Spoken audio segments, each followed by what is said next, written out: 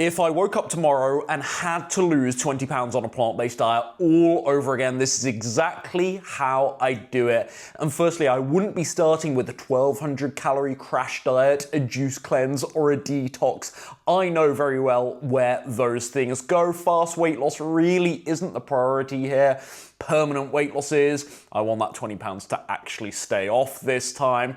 And you know, I also wouldn't be cutting out carbs completely or spending every waking hour in the gym. No, I'd actually focus on these 10 very specific things that go far beyond just eat whole foods and hoping for the best. Step number one, I'd create a small calorie deficit. Weight loss requires a deficit of calories, not just clean eating. This is a very large misconception, very common misconception in the plant-based community. Just eat whole foods plant-based and you'll lose weight. It'll be automatic. Sadly, whilst there's a lot of overlap between healthy eating and eating for weight loss, simply eating clean, eating whole foods plant-based isn't necessarily a guarantee that you're consistently, that's an important word, consistently in that calorie deficit. Now, interestingly, I'm not actually somebody that believes in obsessively tracking my calories. What I would do though is calculate where my intake needs to be every day to put me in that small, sustainable calorie deficit. And then I'd build repeatable meals that I could just follow along every single day. We'll talk about those very shortly, and know that roughly speaking, I'll come out in that calorie deficit ballpark. Step number two, I'd then build high volume meals around the following 5 food items. Number one, our carbohydrate source, oats, rice, and potatoes I really like. Number two, are legumes such as beans, lentils, and tofu. I also really like tempeh nutritionally, but it is a lot more calorie dense than tofu, I should mention. Number three, of course, large servings of vegetables, and a special shout out to non-starchy vegetables for their low calorie content and bulking ability. 4, measured fats, emphasis on the word measured there, because fat, as you likely know, is incredibly calorific. So there's no free pouring here. You can't be quite as liberal with your healthy fat group as you might do other food groups, let's say. And number 5, of course, low calorie fruits. Emphasis again on the low calorie here, such as berries, citrus fruits, melon we love. Frankly, I love all fruit, so I'm not going to make this some binary thing, but a particular mention of the dried fruits like medjool dates, dried apricots, dried mango slices and such, because these are a lot more calorific per gram per ounce. And so this is why I emphasize, like, you want the low calorie density fruits. Most of all, you can eat those most liberally and still control the calories.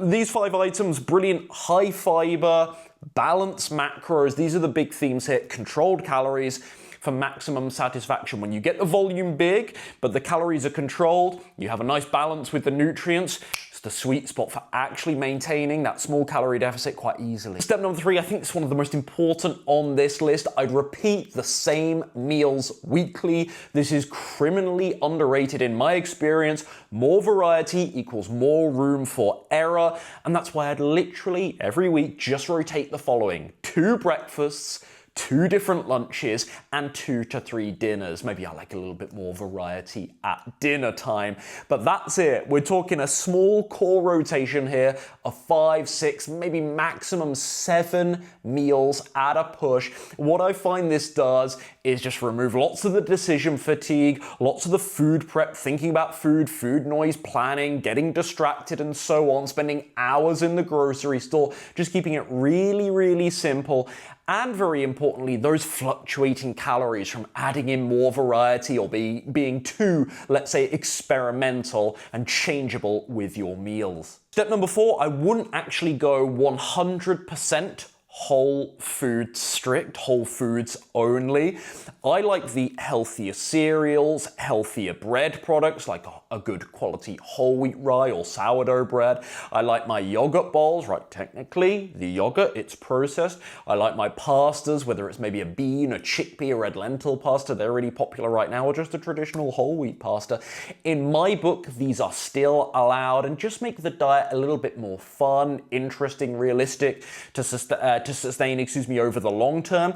Of course, I create a clear separation here between these healthier, let's say, processed foods, and then the more processed, highly calorific vegan junk food. Step number 5, between the core meals that I talked about just a moment ago, I'd keep the snacking really controlled. I'd try to cap it at maybe 1 to 2 snacks per day, including the likes of fresh fruit, rice cakes, air-popped popcorn without all the oil and butter. It's a really good, voluminous food, actually. People are surprised by how much popcorn they can eat and not actually consume that many calories when it's not lathered in butter and oil. Maybe a small yogurt and berries bowl. These are really good low-calorie snacks that just give me that little top-up between meals. But I'd be sure to avoid, more so, those easier to graze, let's say, nuts, trail mix, the more calorie density stuff. I talked about dried fruit earlier on, protein bars and other health bars. These can be good convenience grab and go options every now and again. I don't really want them in my daily diet because they just stack up the calories. And I find that I can easily add maybe 400 to 500 calories a day just from a couple of snacks on top of my intake. Step number 6, I'd plan my portions carefully and I'd make sure I was eating the same amount each week. I hinted at this, I implied this not implied, I said it outright earlier. Even healthy food can absolutely stall weight loss, as much as people don't necessarily like to hear that or they've heard otherwise. So with that in mind, I'd absolutely keep my calorie range that I spoke about earlier on front and center of my mind as the day goes on to make sure I wasn't exceeding that. And number 2, I'd be really consistent with those serving sizes.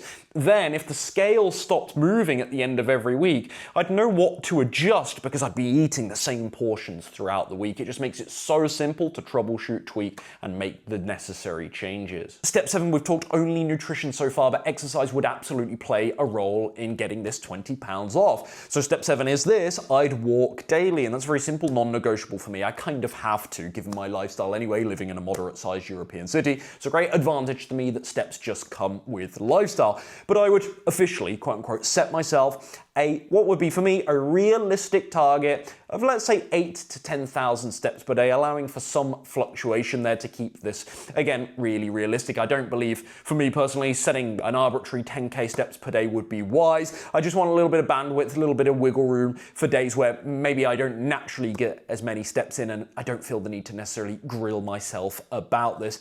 I want this to be really, really sustainable. So 8,000 to 10,000, that would be great for me. What would be good for you? Can't tell you. There's no arbitrary number. I remember the 10k steps thing got big on Instagram like 5 years ago. It's funny how, incidentally, the goalpost has moved on that. Everyone's talking about, oh, 15k, oh, 20k steps per day. That really supercharges your fat loss. Yes, it absolutely does. But there's no arbitrary number, but do something would be my advice initially. Walk daily, for me, that's the simple non-negotiable. If on top of this, I want to do 2 strength-based workouts per week, yes, I absolutely would. I do love the strength training.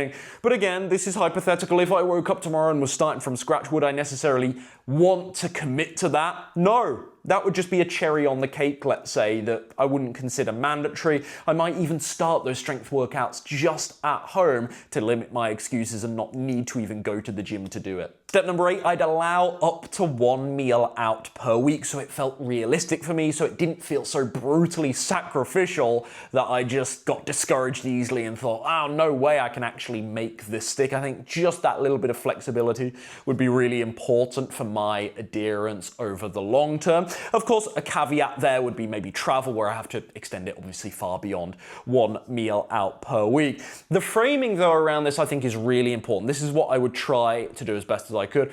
I'd think about this not as a cheat meal or a crazy blowout, but just something different or novelty from my plan. It doesn't need to be perfect, but something just a little bit different from my plan. That's how I try to think about it.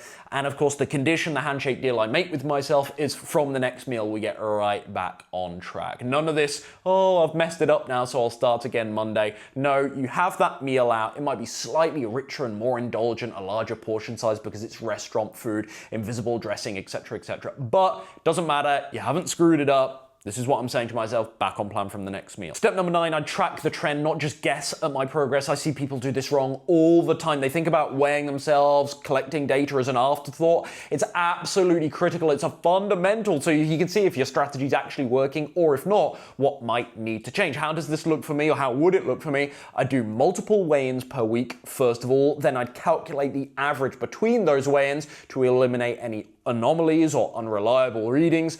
Number 2, I do a waist measurement. I still do think they're really useful, but I'd only do it every 2 weeks, more often not necessary.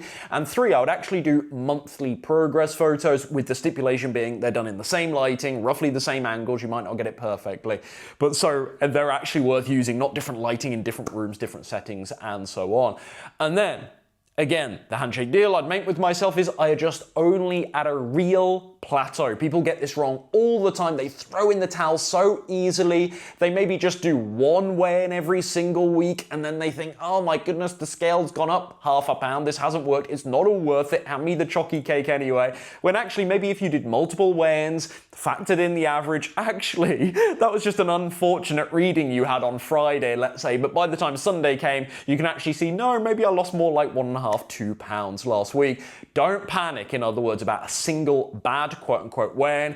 Gather your data and then assess the trend, not just one individual reading. And lastly, but as the saying goes, most certainly not least, step number 10, I think this one is the real difference maker. Step number 10 is all about what isn't actually in this plan. I've walked you through my 9 fundamentals here, but notice what's missing, what I haven't talked about today. No cutting carbs or healthy fats completely, no intermittent fasting or high intensity workouts or doing endless cardio after your strength sessions in the gym, no avoiding meals out altogether. You must eat every meal at home, or every meal must contain 100% whole foods only. There is some wiggle room for flexibility here. Hopefully I've made that clear. And whilst, yes, simultaneously today I've talked about the importance of weight loss being controlled, having lots of precision, having some really clear, hard and fast ground rules, what weight loss doesn't require, though, is extreme restriction. But the extreme restriction is what people default to